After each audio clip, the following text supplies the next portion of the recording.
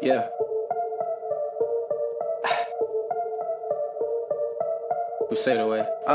Woo crew going live, in five. In a time where you walk outside, you got your mask like your name, Mike Myers. Ever met a gang that's lit like mine? We got 10, got Graham, they all part of the fam. We got Fran, got Tess, and calling the man. Professor Ross, who started the plan. Got Lauren and Sajin, yeah, they heading the team. Got Kate and Kelsey, ain't nothing to tell me. Marcel and Joe got it hot like Nelly. Saya make the group go higher. Karina, we need her, she'll get it done when it's required. And I'm the one who's supplying all the fire. Woo crew, name a group who fly. Woo crew going live, in five. In a time when you walk outside, you got your mask like your name, Mike Myers. Ever met a gang that's lit like mine? Woo crew going live, in five. In a time when you walk outside, you got your mask like your name, Mike Myers. Ever met a gang that's lit like ours? Gone. Hey guys, welcome to episode 8 of Live with the Woo Crew interviews. In this episode, Karina, RJ, and myself interview Che Anderson, a Holy Cross alumni, in which we ask him questions about his background work in the Worcester hip-hop scene here. This interview was extremely interesting, and we appreciate Che so much for engaging in this opportunity with us. Let's get to the video. Doing good. We just wanted to ask you some questions, obviously. Yeah. Do your thing. So I was just going to start with, where you're originally from, and kind of how that shaped you into. Totally. So I'm originally from New York City, New York. I was born and raised in Amsterdam projects on the Upper West Side of Manhattan. Then we moved to 96th Street, kind of the upper West Side of Manhattan. My whole family's really in Harlem. And I think that when you grow up in New York City, there's a certain sort of go-getter attitude you get. Mm-hmm. You know what I mean? Like you learn the grind in a different kind of way than you may in some other communities. No knock to other communities. I just feel like, there's that Frank Sinatra song, right? Where like, if you can make it in New York, you can make it anywhere. And I genuinely believe that. That's just something that you get when you're born and raised in that city. There was an article written by Telegram and Gazette, and they talked about the relationship you have with your mother. Is it Liza? It's Lisa. Is what Lisa? Okay, yeah. Sorry. You're good. And the role she's played in your life, how significant has she been in like your development as a person? 1,000,000,000%. I literally just gave her food. I was talking to one of our senators, Senator Harriet Chandler, probably about an hour or so ago, and she asked me how I got the perspective that I have in life, and I literally said my mom and my grandma. My mom is one of the most influential people in my life.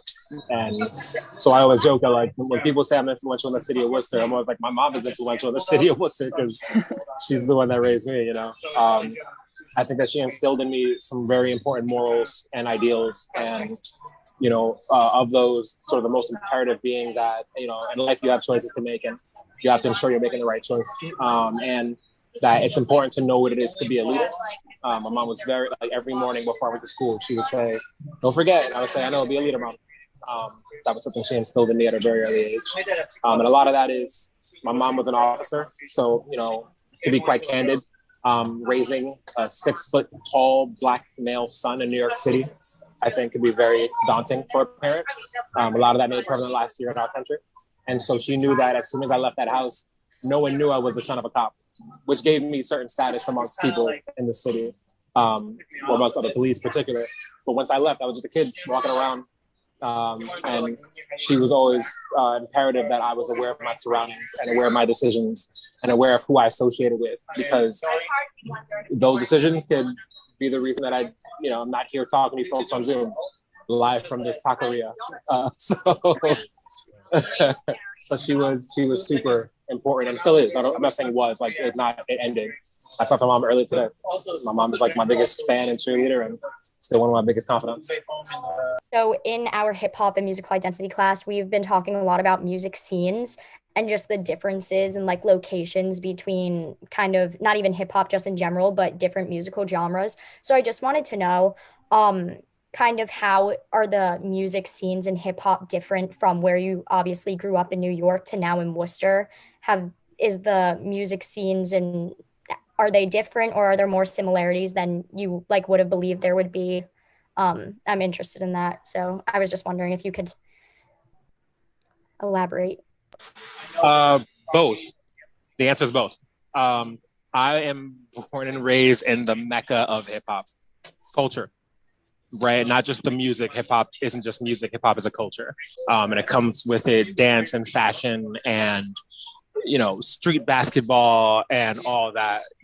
Slang, swag, drip, all of that. That's very New York. The thing is that I think that it quickly became global culture and tied into pop culture.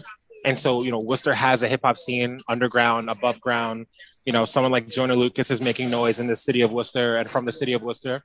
But you also have kids or DJs and producers like Cool Kojak who produce for Bieber and Kesha and Anita Baker. He's a Worcester kid born and bred. And so I think that Worcester has a lot of like grittiness that makes for some really great hip hop. But the culture is alive and well. The footwear, the fashion, the MCing, the DJing, all that is very prevalent in this city, and I'm very happy about that. Because if not, I probably wouldn't live here. I need that in my life. I need music. I need live music. I need places to go shopping, which most of it's online now, obviously. But I think all of that ties into the story and narrative that connects Worcester to New York. And really random hip hop fact: Wu-Tang Clan is connected to Worcester. Like the vice president of Wu-Tang International lives in Worcester, born and raised here. A bunch of the early Killer Bees in the Wu-Tang Clan are from Worcester. I think Jizz's cousin is from here. So they used to be out here all the time. There's a lot of Method Man, Red Man shows that happen at the Palladium because of that. So there's already like an intrinsic tie between those two. So you're the founder of Royal, or at least one of the founders of Murals. That come about that originally?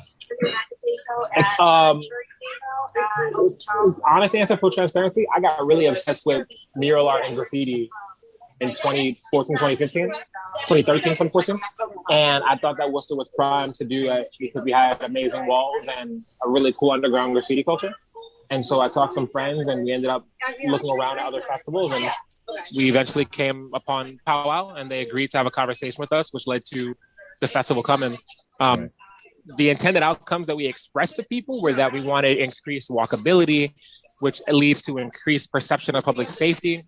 We wanted cultural diversity and ethnic diversity amongst the artists to be relative to local community for storytelling opportunities, for a sense of place, for a sense of homemaking. But also we just wanted to do some really cool shit, like I'm not gonna lie, I'm not gonna hold you. Like there were benefits to the community, but also we thought that this was a really cool thing we can do in Worcester at a time where people didn't think the city was cool. Some people still don't think the city's cool, and that's cool, they're wrong.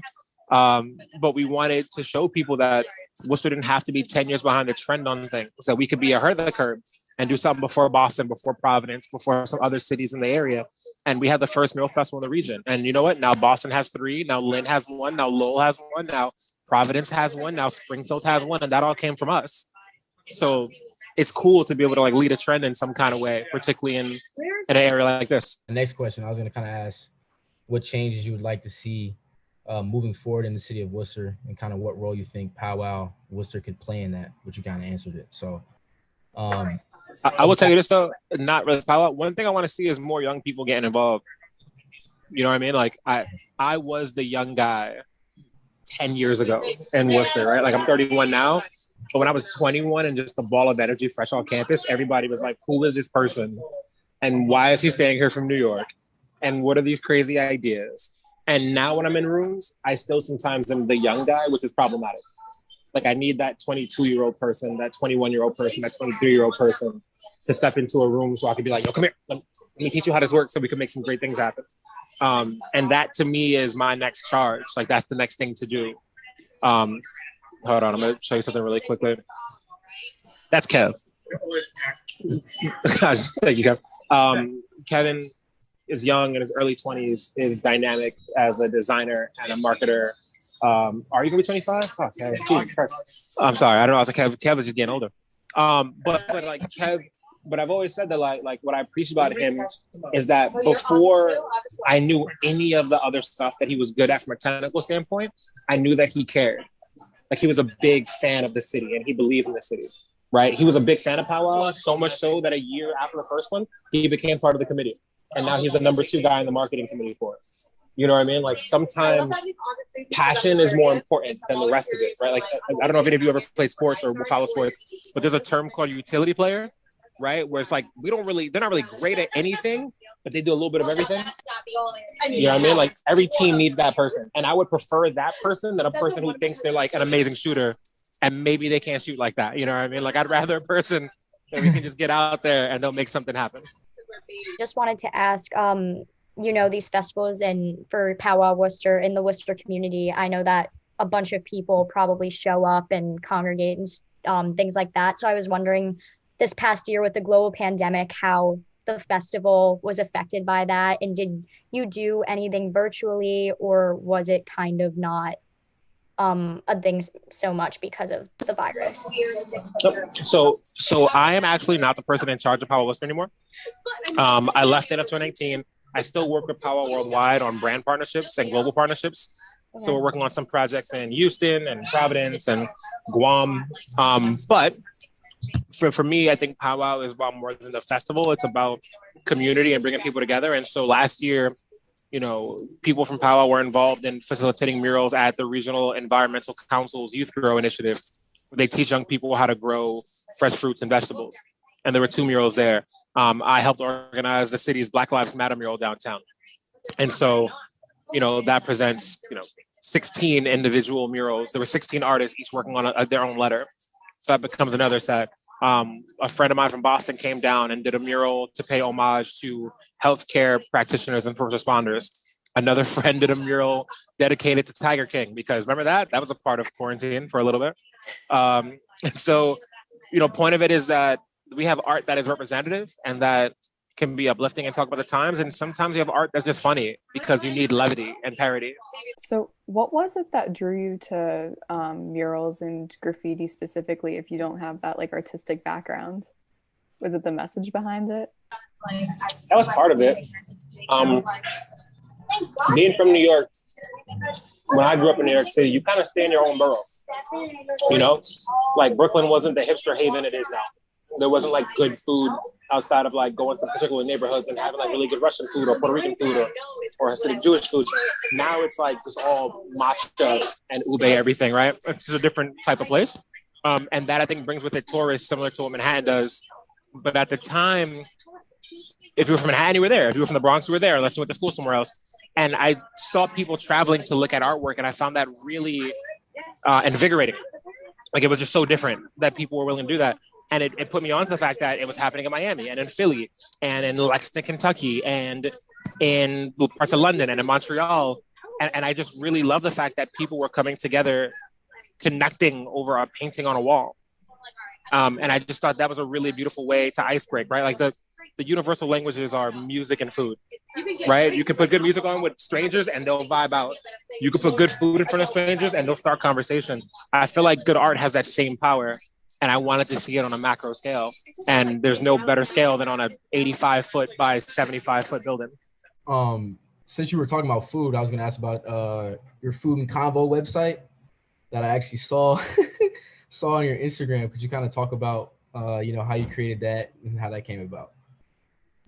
Yeah, so Food and Convo started with myself, my friend Clyde, and my friend Amy, who's over here celebrating this taqueria. Puma did a special release today of this pack of shoes and clothing to pay homage like taquerias. So we're actually at a taqueria right now wearing the Puma stuff to celebrate that Food and Convo. But Food and Convo was just an idea of how do you pull people together again around a meal and, cultivate and curate creative energy. And we sort of thought, we'll pull together strangers that do dope things and they'll come together and they'll build something better than themselves individually. And then the pandemic was just like, no, you won't. You're not going to do that at all. That's not and so we pivoted to doing Zooms and started a podcast to talk to people and get the message out.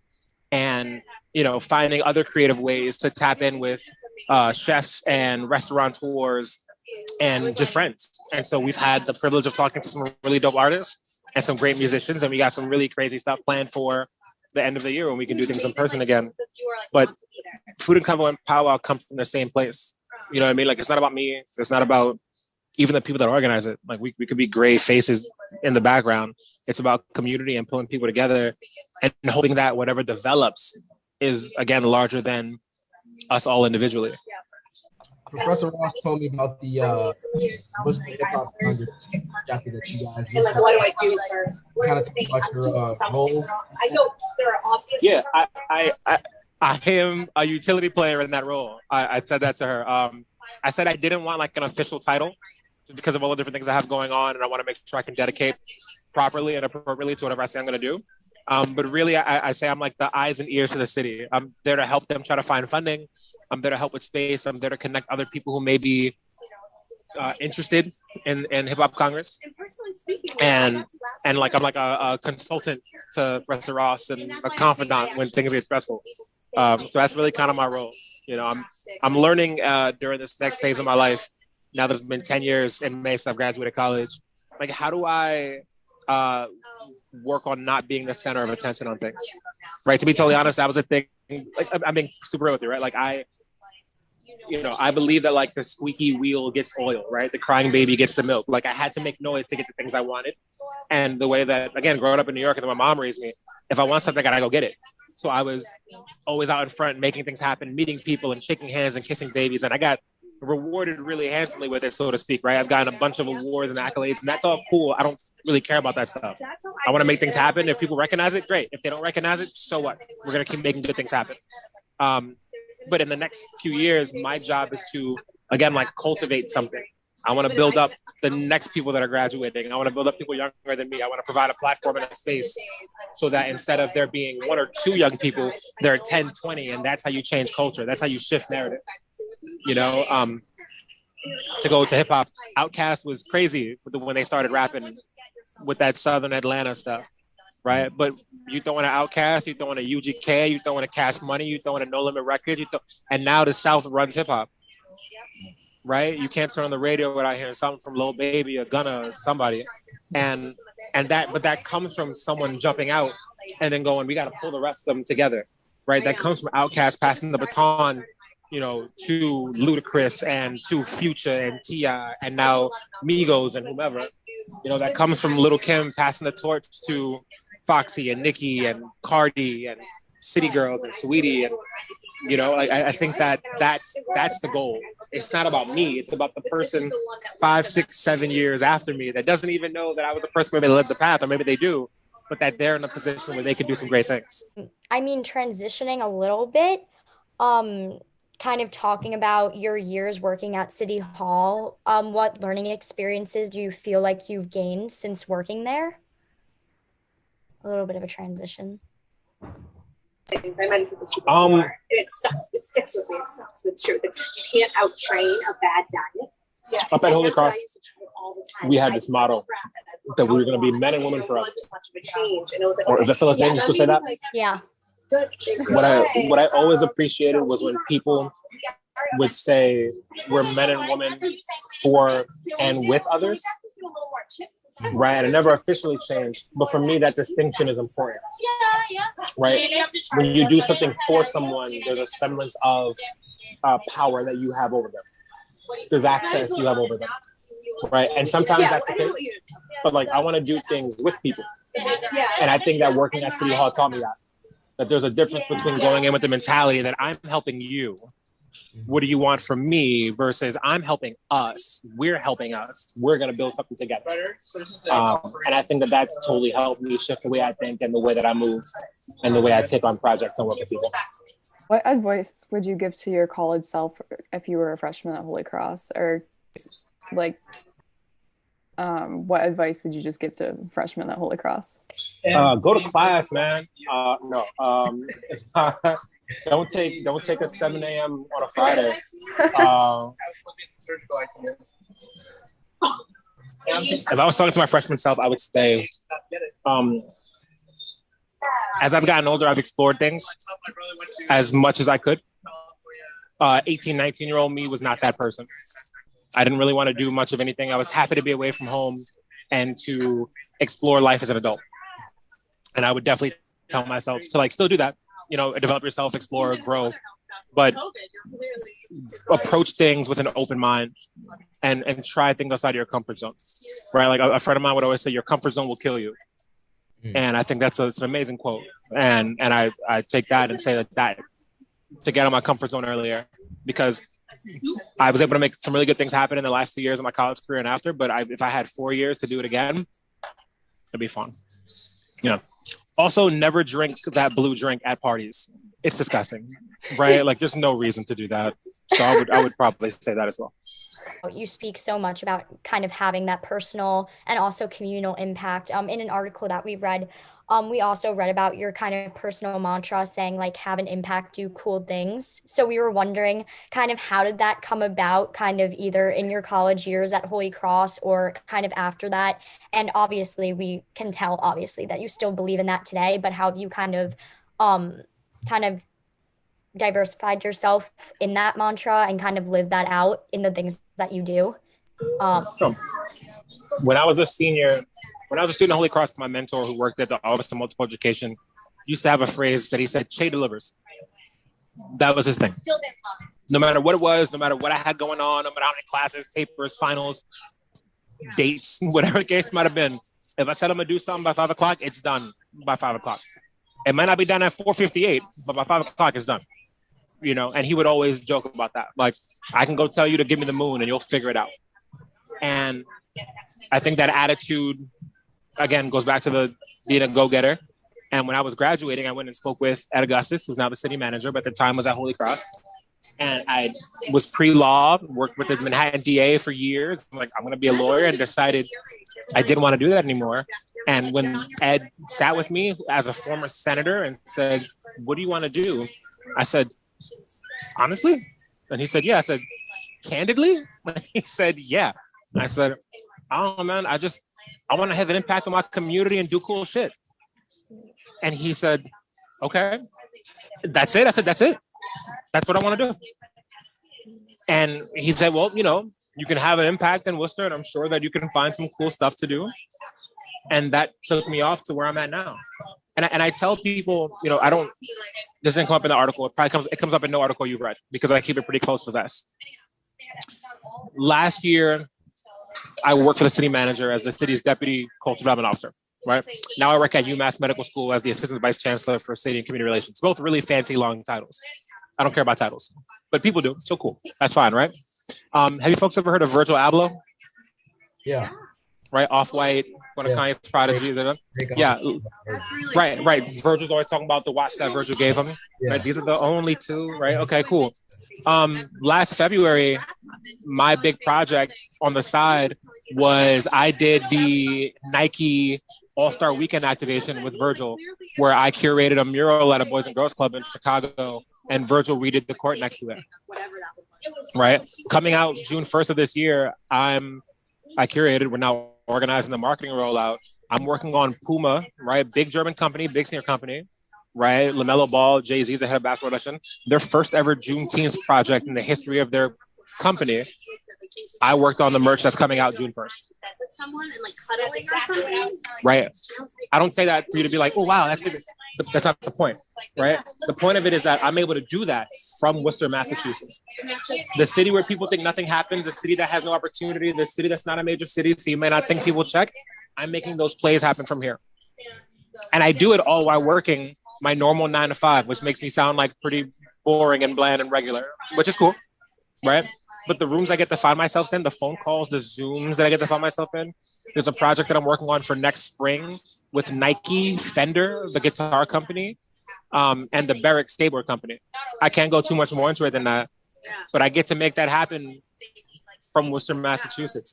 And if I can do it, and I was not college smart, then think about the things you folks will probably make happen.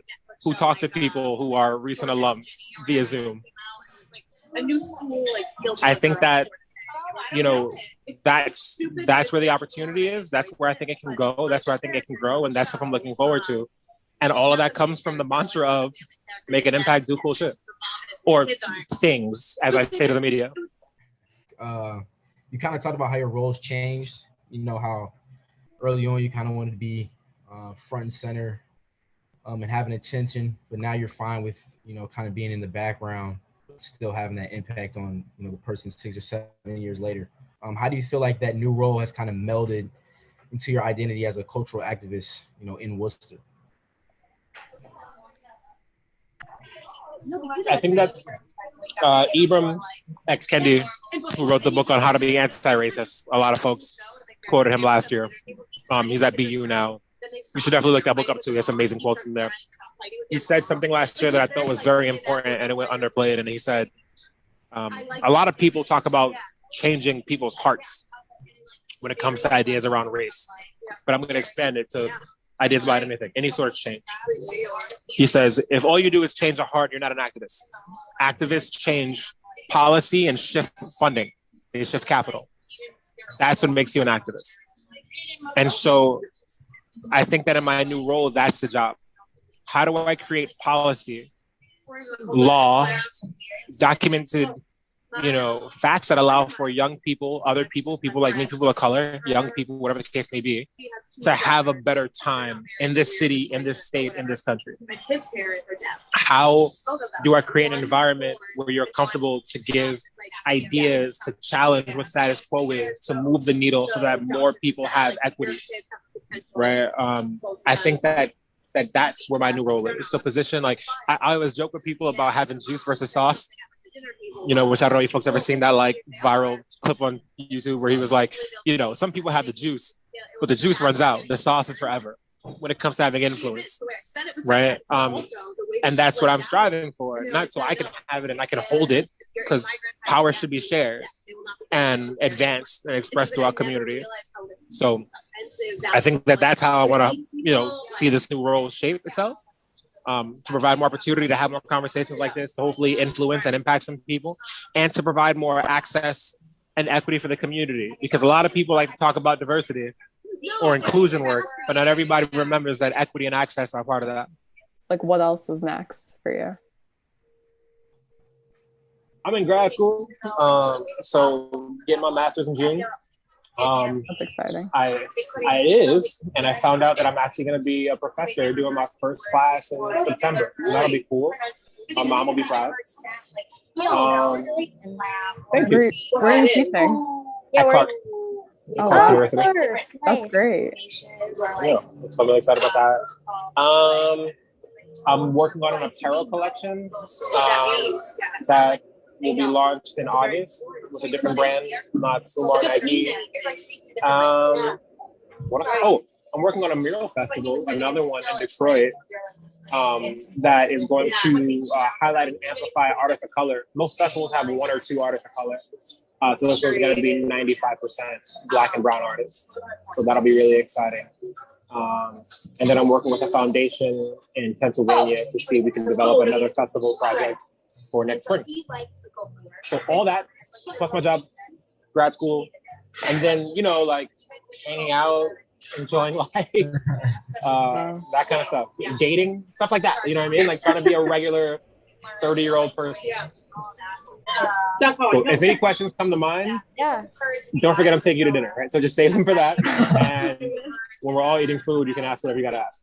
I got it. It's been great talking with you. Thank you so much. It was great talking to you. Thank you so much for letting us interview you.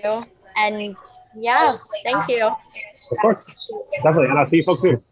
Yeah.